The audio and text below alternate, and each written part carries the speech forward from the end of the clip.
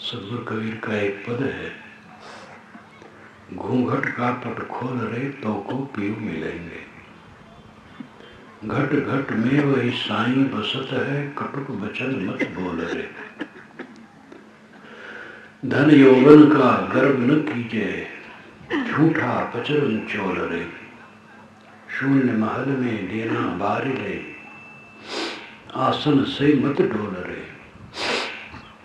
योग जुगत से रंग महल में पी पाए अनमोल रे। काहे कबीर आनंद भयो है, बाजत अनाद ढोल रे।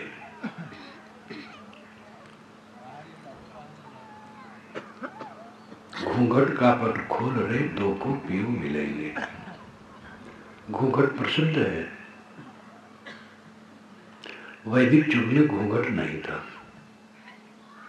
घूंघट पीछे आया है। यहाँ तक कि वाल्मीकि रामायण में जब राम लक्ष्मण सीता जंगल जाते हैं, जमुना के भी पार हो जाते हैं, तो गांव वाले मिलते हैं, तो सीता जी खुल के बात करती हैं, लेकिन मानस में पर्दा करके करती, क्योंकि मानस जब लिखा गया है तब पर्दा बहुत जबरदस्त रहा। लेकिन लज्जा स्त्रियों में माना गया है। वैदिक ऋषि कीड़ों का मजाक करते हैं। कीड़े जो होते हैं वर्षा में ज़्यादा उड़ते हैं, तो कहते हैं ऋषि कीड़ों से मजाक करते हुए कि सूरज उगने पर तुम वैसे ही पीछे भागते हो जैसे नववधू ससुर को देख करके पीछे भागती है। तो स्त्रियों की लज्जा एक उनकी शोभा है, मर्यादा है। इसलिए घूंघट काटने का प्रचलन हुआ। लगता है जब से मुस्लिम राज्य यहाँ हुआ तब से घूंघट ज़्यादा हुआ। उनकी स्त्रियाँ तो बुर्का पहनते हैं।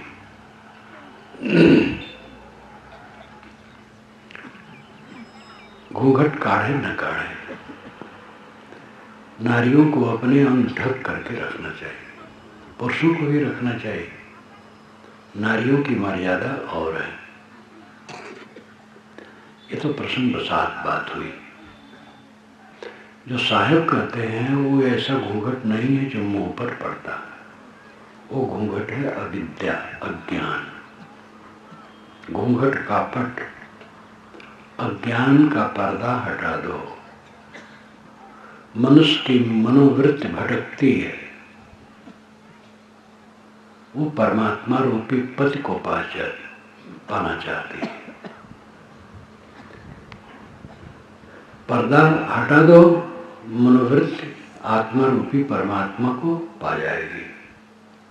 मनोवृत्ति दुल्हन है, आत्मा परमात्मा। आत्मा से अलग कहीं परमात्मा खोज के नहीं मिलता है। हल्ला तो बहुत है, ध्रुव को मिला, प्रहलाद को मिला, अमुक को मिला, अमुक को मिला। ये पौराणिक गाथाएं हैं। मिलने वाली सारी चीजें माया की होती है। शायर ने कहा है, संतो आवे जाए सो माया, जो आवे जाए मिले बिछड़े वो माया है। परमात्मा मिलता नहीं है, साक्षात्कार होता है, क्योंकि वो सब समय मिला है। जैसे अंधकार हो, हमारा मित्र सामने बैठा हो, उसको हम देख न पाते हो। जैसे प्रकाश चला, सामने देख लिया, ये उदाहरण है। परमात्मा आत्मा है, लेकिन अविद्या का पर्दा, अज्ञान है, समझ नहीं। समझ हुई तो कृतार्थ हो गए। आत्मा ही परमात्मा है। और इसी अनुभव को लेकर के ऋषियों ने बहुत पुराने जमाने में कहा था, अहम ब्रह्मास्मि, मैं ब्रह्म हूँ। अहम ब्रह्म अस्मि, मैं ब्रह्म हूँ। तत्वमस, वही तू है। सत के घट में घट घट में वही साईं बसत है, कटुक बचन मत बोल रे। साहब कहते हैं जिस साईं को खोज रहे हो वो घट घट में बसा है। घट घट यानी शरीर शरीर प्रति शरीर में वो बसा है, इसलिए कटु वचन न कहो। परमात्मा का व्यावहारिक स्वरूप जीवन में उतारो। जो बोलता नहीं, डोलता नहीं, अपनी मक्खी भी नहीं हाँक सकता, उसके सामने आदमी गिड़गिड़ाता है, या शून्य के सामने। उपासना दुनिया में दो जगह हो रही है प्राय, या तो पत्थर की मूर्तियों के सामने, और या तो आकाश की तरफ हाथ उठा कर। लेकिन ये जो जीते जागते परमात्मा हैं, इनके साथ दुर्व्यवहार होता है। पूजा करने वाले, भगवान की प्रार्थना करने वाले दुकान पर, कारखाने में, दफ्तर में, हर जगह गलत काम करते हैं। असली परमात्मा तो कार्य क्षेत्र में है। अच्छे अच्छे भगवत भक्त क्लर्क और अफसर हैं, घर में पूजा करेंगे, मंदिर में पूजा करेंगे, दफ्तर में जाएंगे तो बिना घूस के काम नहीं करेंगे, जबकि उनको तनख्वाह पब्लिक से मिलती है।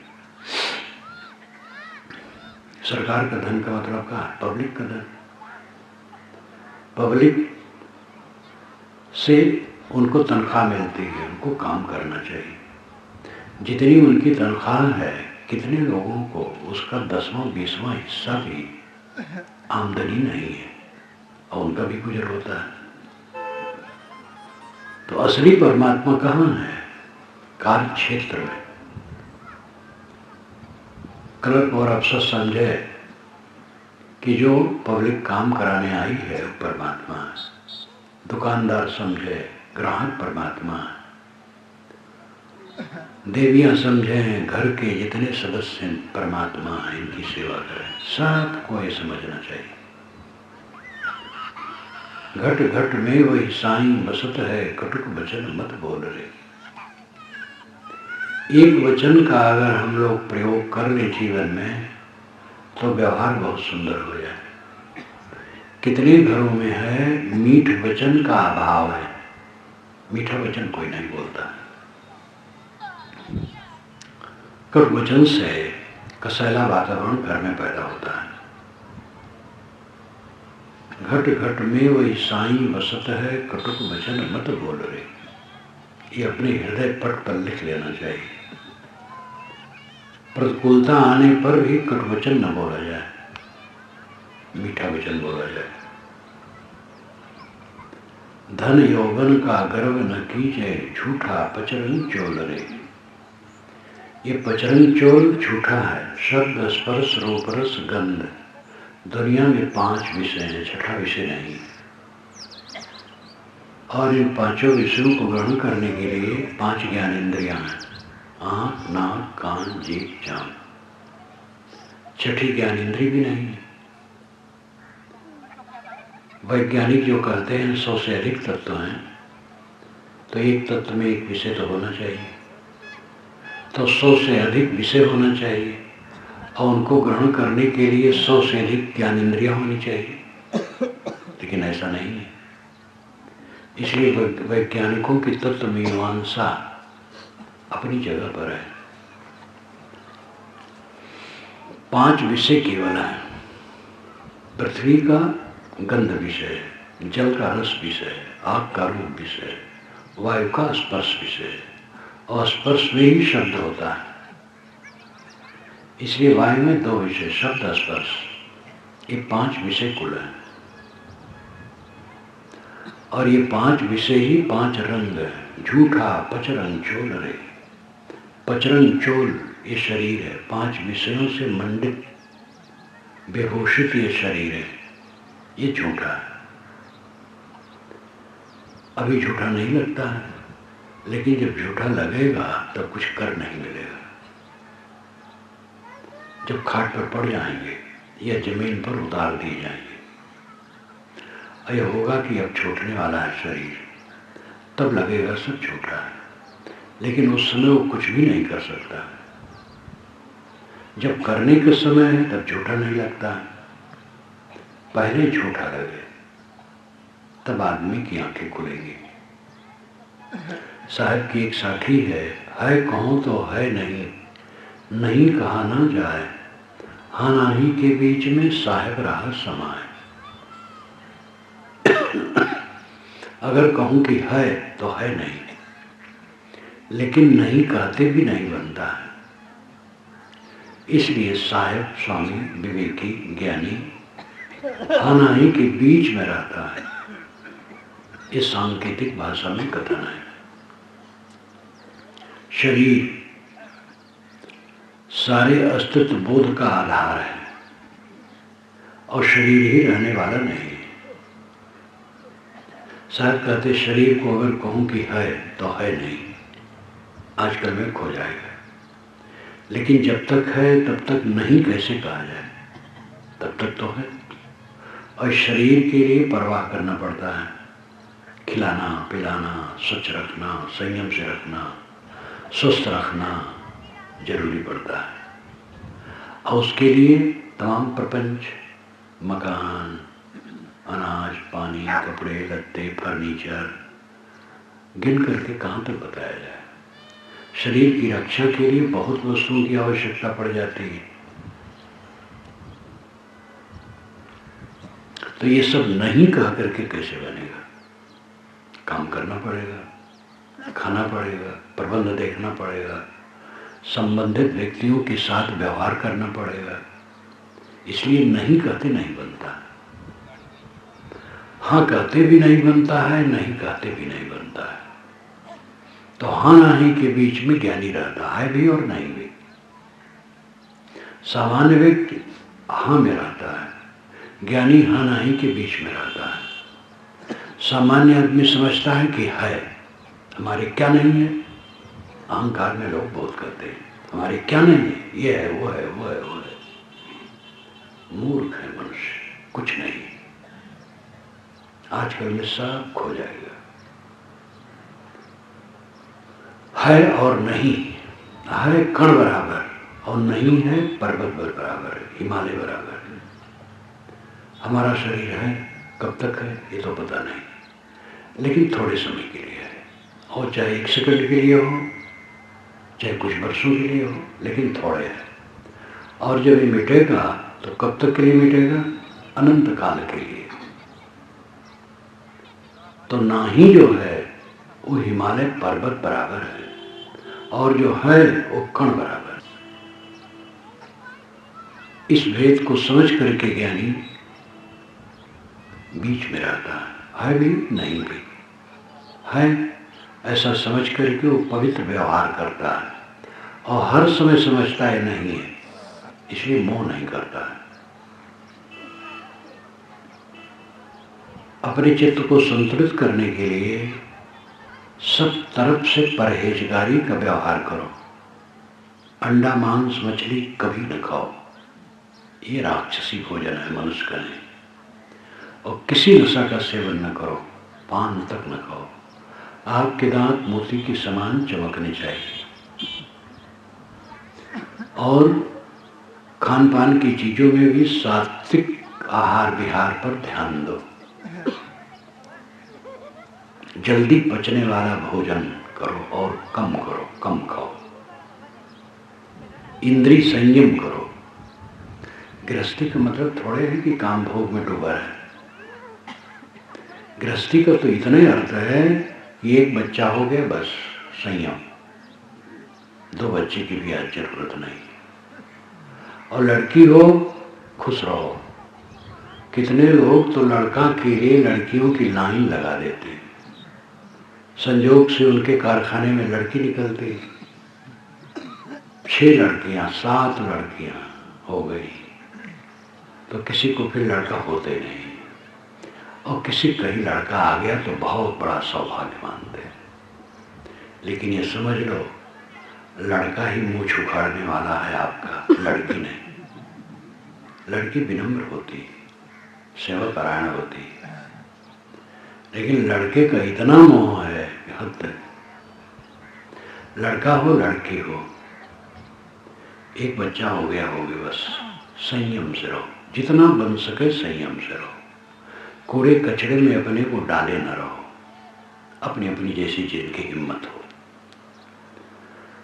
और उसके लिए नजर की सावधानी रखो, निरर्थक दृश्य न देखो, गंदे दृश्य न देखो, मन को उत्तेजित करने वाले दृश्य न देखो, टीवी में ऐसे फिल्म न देखो जिससे मन गंदा हो, ऐसी बात न करो, ऐसी चर्चा न करो, ऐसी चर्चा न सुनो, देखना सुनना जानना सब पर संयम करो। आपका अस्तित्व दुनिया से अतीत, शांत, प्रपंच शून्य है। आपका जो होना है उसमें जगत नहीं है, आप शुद्ध चेतन आत्मा है, आप में जगत नहीं है, शरीर नहीं है, प्रपंच नहीं है। गाढ़ी नींद में जब आप अपने में चले जाते हैं तो दुनिया कहाँ रहती है? अपना माना हुआ शरीर का पता नहीं रहता है। गाढ़ी नींद में आत्मा अपने आप में लौट आता है, लेकिन वो बोध जनित नहीं है, अवस्था जनित है। इसलिए नींद खुलने पर फिर दुख शुरू हो जाता है। और जो ज्ञान द्वारा अपने में चला जाता है, आत्मलीन हो जाता है, उसके लिए सब समय समाधि है। जागते जागते वो संसार से सोया रहता है, समझता है कि कुछ रहने वाला नहीं है, सब भाग जाएगा, पानी की धारा की तरह भागा चला जा रहा है। अपने मन को समेटो, अपनी तरफ लगाओ और पूरा जीवन संयम में बिताओ। संयम ही सच्ची साधना है।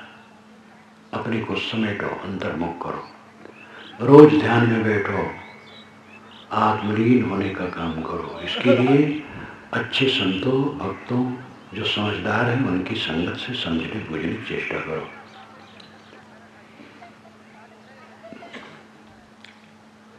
धन यौवन का गर्व न किए, झूठा पचरंग चोल रे। ये पचरंग चोल पांचों विषयों से शोभायमान जो दिखता है चोला, ये झूठा है, आजकल में गल जाएगा, पता नहीं लगे कहाँ गया। धन यौवन का गर्व न कीजिए, झूठा पचरंग चोल रे। शून्य महल में दियना बारिले, आसन से मत डोल रे। शून्य महल में दीपक जला लो। शून्य महल क्या है? संकल्प शून्य दशा, कुछ न सोचना ध्यान का उच्चतम स्वरूप है। लोग मानते हैं किसी महापुरुष का ध्यान करना ध्यान है, ये आरंभिक है। जैसे कमाने कबूतर, खमाने खरगोश पढ़ाया जाता है बच्चों को, लेकिन हम लोग ये नहीं पढ़ते, सीधे पुस्तक खोल के पढ़ते हैं। तैसे आरंभिक साधना में किसी महापुरुष का ध्यान करना, ज्योति का शब्द का ध्यान करना ठीक है। अंतिम ध्यान है संकल्प शून्य, कुछ न सोचना। जब अनासक्ति बढ़ती है और अभ्यास बढ़ता है तब यह दशा आती है। चारों तरफ से जिसका मन पूर्ण अनासक्त हो गया, निर्मोह और अभ्यास पक्का हो गया, वो संकल्पों को छोड़ के शांत हो जाता है। वो शून्य दशा है, शून्य महल है, निर्विकल्प समाधि में दीपक जला लो। दीपक जब निर्विकल्प हो गया, दीपक जल गया, संकल्प शून्य हो गया, आत्मा ज्योतित हो गया। संकल्पों का दबाव प्राणी पर हरदम पड़ता है। क्रोध का दबाव, काम का दबाव, लोभ का दबाव, मोह का दबाव, ईर्ष्या द्वेष का दबाव, चिंता फिक्र का दबाव। कैसे चलेगा घर, आमदनी कम है, बच्ची की शादी कैसे होगी, लड़का ठीक ठाक नहीं है, क्या होगा, शरीर मेरा रोगी है, बूढ़ा है, तमाम बेकार की बातें। सब कुछ हो जाएगा, चिंता के दबाव में न रहो। मानसिक दबाव में सब जीव पिस रहे हैं रात दिन। काम का उद्वेग, कितने लोगों को रात दिन रगड़ता है। क्रोध का उद्वेग, लोभ का उद्वेग, मोह का उद्वेग, ईर्ष्या, द्वेष, चिंता, अनेक प्रकार के मानसिक उद्वेग जीव को रगड़ते रहते हैं। इसको ढीला करो, जीव स्वतंत्र हो, कोई दबाव अपने मन पर न रखो। काम वासना संकल्प मात्र है। भीड़ में आप बैठे हैं और पुरुष हैं तो स्त्री का स्मरण नहीं करते, स्त्री पुरुष का स्मरण नहीं करती, संकल्प में काम नहीं आए। जब एक दूसरे का स्मरण करेंगे तो काम उठेगा। वो संकल्प है और कुछ नहीं। ऐसा संकल्प छोड़ दो। रजोगुण संकल्प का त्याग करो, जिससे मन उद्वेगित हो काम वासना की तरफ, ऐसे संकल्पों का त्याग करो। क्रोध आता है हानि की कल्पना से, विरोध की कल्पना से। सब मन का विकार है। दुनिया में हानि एक ही है, अपना मन दुखी रहना, और लाभ एक है, अपना मन प्रसन्न रहना।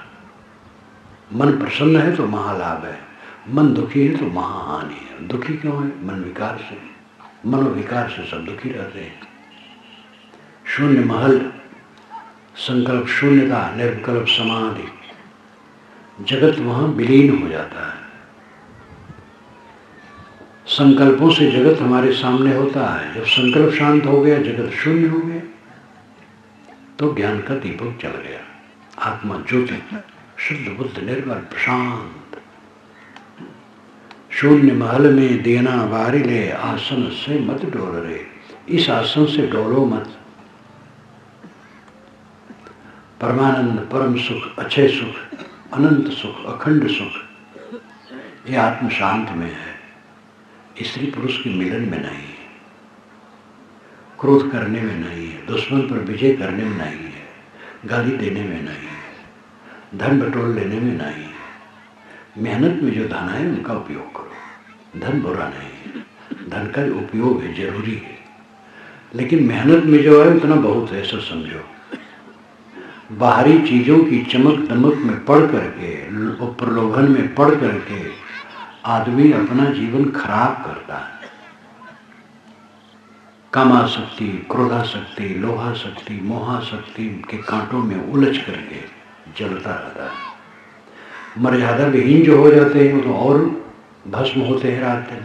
पर स्त्री से मोह, पर पुरुष से मोह, पर धन हरण करने की चेष्टा, ये और कांटे हो जाते हैं। लेकिन जो मर्यादा से रहते हैं, पर स्त्री पुरुष से अलग है, पर धन से अलग है, लेकिन अपने माने हुए में आ सकता है, तो वहां भी दुख है।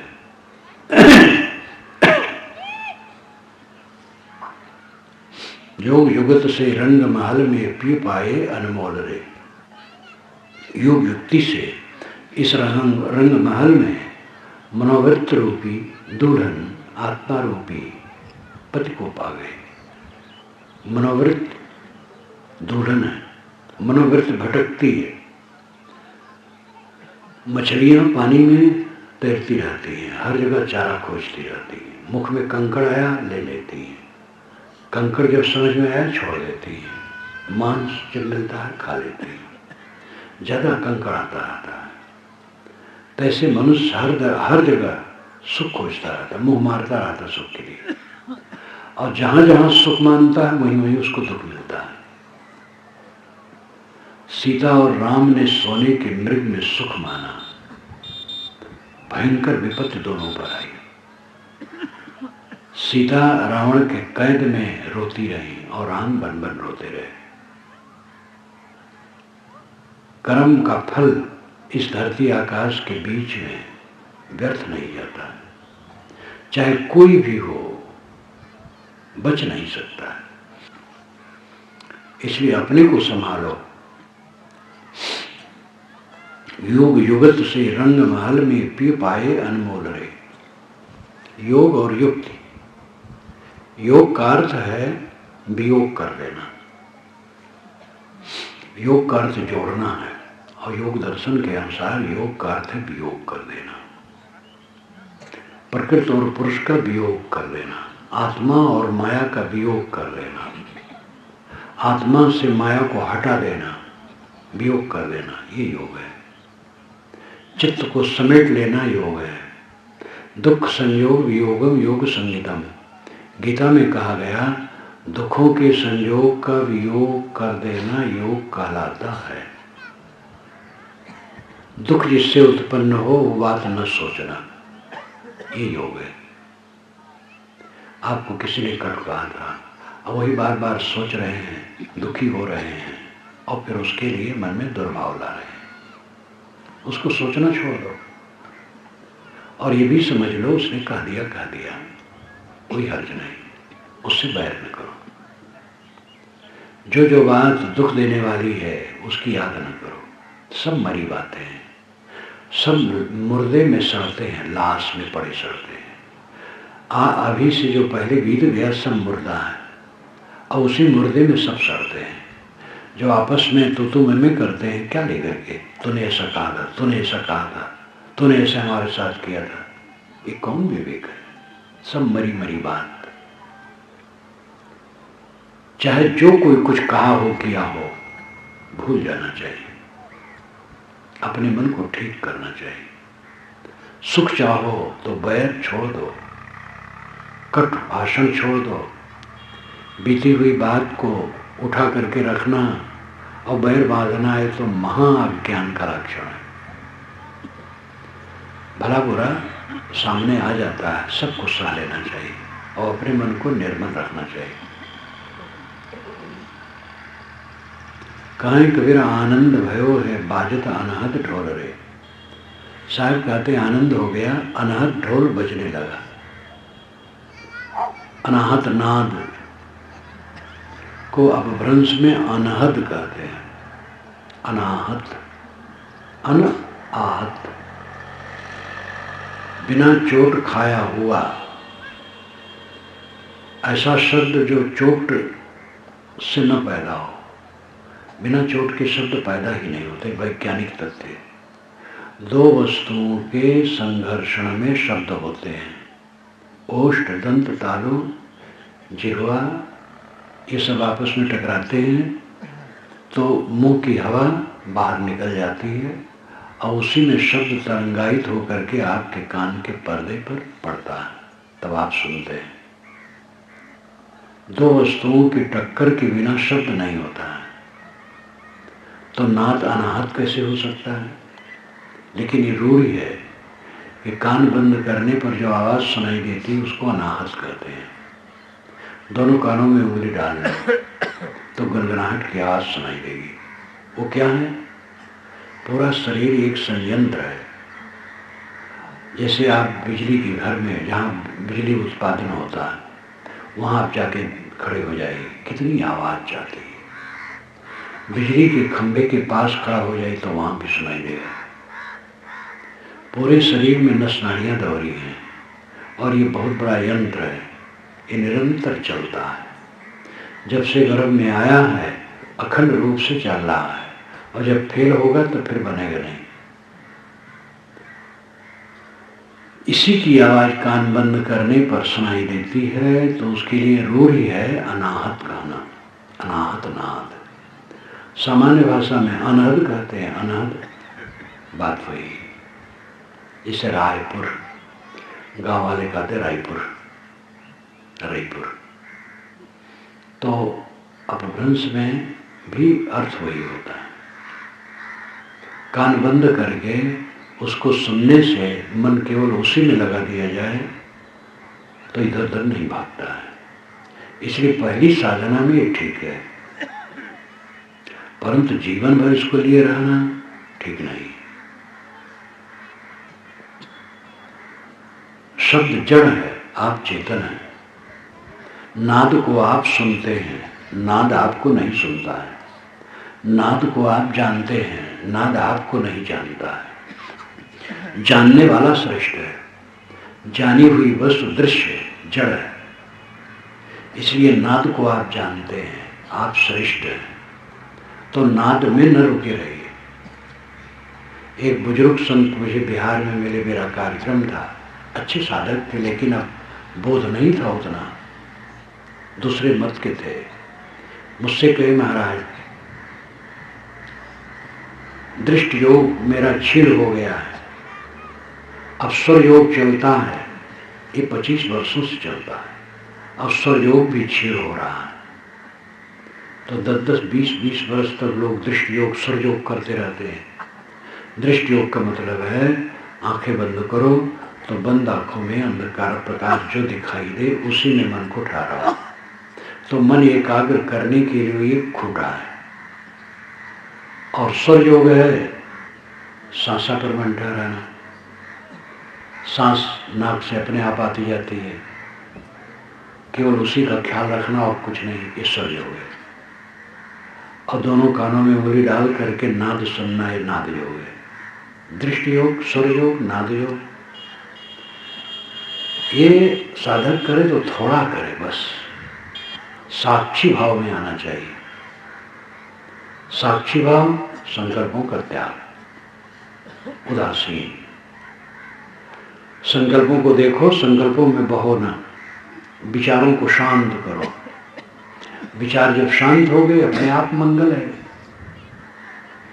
तो अनहद ढोल, लोग कान बूंद करके जो आवाज सुनते हैं उसी को मानते हैं, लेकिन असली अनहद ढोल क्या है? अनुभव। बाजत अनहद ढोल रे, अनहद ढोल, अनाहद ढोल, अनुभव। जब मन सब तरफ से अनासक्त हो जाता है और लगता है सब का सब पानी की धारा की तरह बह रहा है, पानी का बुलबुला, सब क्षणिक, कुछ स्थिर नहीं है, तो उसकी दृष्टि पदार्थ पार हो जाती है। जैसे आप हवाई जहाज पर बैठे हैं तो ये गांव घरौंदे लगते हैं, आदमी अगर चलते हुए दिखाई देते हैं तो कीड़े के सरीखे लगते हैं, बड़ी बड़ी नदियां नाली की तरह लगती हैं, और फसल ऐसे लगती है कि जैसे कोई चावल रंग करके या कुछ भी रंग करके जमीन पर पोत दिया हो, क्योंकि देखने वाला बहुत ऊंचे रहता है। हवाई जहाज पहले नहीं थी, तो इसका उदाहरण दिया जाता है पर्वत पर चढ़कर। एक बार मैं एक बड़े पर्वत पर चढ़ा तो आसपास के जो बाजार थे बिल्कुल छोटे छोटे दिखते थे। जब साधक अपनी आत्मा की ऊंचाई पर चढ़ जाता है तो सारा संसार माटी गोबर लगता है, रेत रेत, केवल रेत। और है यही सच। हमारा आपका शरीर क्या है? धूल रेत। ये खंभे लगे हैं रेत, शामियाना रेत, चटाइयाँ रेत, लाउडस्पीकर रेत, कपड़े रेत, सब रेत है। और कुछ दिन में यही होकर के रहेगा। कुछ दिन में ये धूल माटी रेत हो जाएगा। ये काल्पनिक नहीं है, यथार्थता है, सब रेत है। कहाँ मोह करते हो? किसमें चिपकते हो? किस चीज को लेकर के हाथ उभा करते हो? सब तो रेत है, माटी है। जीव शरीर छोड़ करके पेड़ पर बैठे और अपने छोड़े हुए शरीर और पूरे जीवन को देख सके तो उसको कैसा लगेगा? इसी जीवन के लिए मैं इतना हाय हाय करता था। विवेकवान इस शरीर में रहते रहते इसको देखते हैं। ये सब तमाशा। जब ये दृष्टि हो जाती है तब अनहद ढोल बजता है, अनुभव, रस पैदा होता है। रस गगन गुफा में अजर झरे, इस साल की वाणी। रस गगन गुफा में अजर झरे, अजर अजस्त्र, निरंतर गगन गुफा में रस झरता है। क्लेश रहित इंसान हो जाता है। पैसा बटोर करके कोई क्लेश रहित आज तक नहीं हुआ है। बहुत परिवार बढ़ाकर, पद पाकर, प्रतिष्ठा पाकर, काम भोग से कोई सुखी नहीं हुआ है। अंतर को शोध करके, अंतर्मुख हो करके अंतरतम होकर के वो पद मिला है। यही ब्राह्मी स्थित है, यही स्वरूप स्थित है, यही पारक स्थित है, यही राम में लीनता है। राम उपासक अपने मुक्त धाम को साकेत लोक कहते हैं, कृष्ण लोक गोलोक कहते हैं, कृष्ण भक्त गोलोक कहते हैं, शैवलोक शिवलोक कहते हैं, निर्गुणी धारा के लोग सतलोक कहते हैं, ब्रह्मवादी ब्रह्मलोक कहते हैं। ये भाषा है और लोक कहीं नहीं है। वो लोक आत्मलोक है। तत्स्वयं आत्मा एवं लोक। ये बृहदारण्यकोपनिषद में याज्ञवल्क्य जनक से कहते हैं, तत्स्वयं आत्मा एवं लोक एकमेव लोकमभिसंतः प्रवाजिनः प्रवजन्ति। वो ज्ञानी पुरुष के लिए आत्मा ही लोक है। उस आत्मा रूपी लोक को पाने के लिए वो घर से बेघर हो जाता है। सोचता है कि घर तो छूटना ही है, तो घर की ममता भी छोड़ दो और वो आत्मलोक में स्थित हो जाता है। आत्मलोक अपना अस्तित्व है। जब मन सब कुछ छोड़ दिया, मन मर गया। मन मरने का मतलब क्या है? अनासक्त हो गया, तो अपने ब्रह्मलोक में पहुंच गया, सतलोक में पहुंच गया, साकेत लोक गोलोक में पहुंच गया, शिवलोक में पहुंच गया। जो आप कहना चाहो कहो, और कहीं वो बाहर नहीं, वो आपका आत्मलोक है। विवेकियों ने इसी पर व्याख्यान सदा से दिया है। साधारण लोग किस्सा कहानियों में उलझे हैं, पुराणों और महाकाव्यों की किस्सा कहानियों में उलझे हैं। लेकिन पुराणों और महाकाव्यों में भी ये बात आती है, जो धारदार बातें हैं उनमें भी जगह जगह आती है। आत्मव्याप्तनो गोप्ता निर्विद्येति दाकरात् अप्रमत इदं पश्येत् ग्रस्तम कालाहीना जगत। आत्मा ही आत्मा का उद्धारक हो जाता है जब वो सबसे अनासक्त हो जाता है। आत्मव्याप्तनो गोप्ता, आत्मा ही आत्मा का गोप्ता रक्षक हो जाता है। कब? निर्विद्येत यदा खिलात, यदा जब अखिलात पूरे संसार के प्रति निर्वेद अनासक्त हो जाती है। अप्रमत्त इदम पश्येत, प्रमाद छोड़ करके है देखो, ग्रस्तम कालाहीना जगत, काल अहीना जगत ग्रस्तम, काल रूपी सांप से पूरा संसार ग्रसित है। हम लोग मगरमच्छ के पेट में घूम रहे हैं। मगरमच्छ जिसे पकड़ लिया हो और लील गया हो, वैसे काल रूपी मगरमच्छ के पेट में हम लोग घूम रहे हैं। खेत जा रहे हैं, दफ्तर जा रहे हैं, कारखाने जा रहे हैं, इस गांव जा रहे हैं, उस गांव जा रहे हैं, घूम रहे हैं, लेकिन मगरमच्छ के पेट में है। एक काल रूपी मगरमच्छ हम लोगों को अपने पेट में निगल लिया है। ऐसा जो देखता है उसको सबसे निर्वेद हो जाता है। निर्वेद का मतलब अनासक्ति, निर्मोहता, और अपने आप का उद्धारक हो जाता है। जो जितना ही अनासक्त होता है उतना निर्मल होता जाता है, विवाद रहित। सारा विवाद, सारा कलह सांसारिक चिपकाहट का परिणाम है। चिपकाहट जितनी खत्म होगी, विवाद खत्म होगा। जिसकी सारी चिपकाहट हो गई, खत्म हो गई, वो किसी को दुश्मन मानता ही नहीं। कोई बैरी नहीं, तेरा बैरी कोई नहीं, तेरा बैरी फैल, अपने फैल मिटा ले गली गली कर शैल। सभी लोग ये ध्यान दो, सदाचार से चलो, खान पान पवित्र रखो, व्यवहार पवित्र रखो, इंद्रिय संयमी बनो, अपने कर्म कमाई में से जो बन सके पर सेवा करो। सत्संग द्वारा अपने आत्मा को पहचानो। परमात्मा बाहर नहीं है, सबके अंदर में है। अपनी तरफ लौटो। इसके लिए सदग्रंथों का और सत्संग का आधार रखो। बिना आधार के काम नहीं होगा। समय ऐसे ही न बीत जाए, जिसके लिए मानव शरीर मिला है वो काम हो। इस पर ध्यान दें।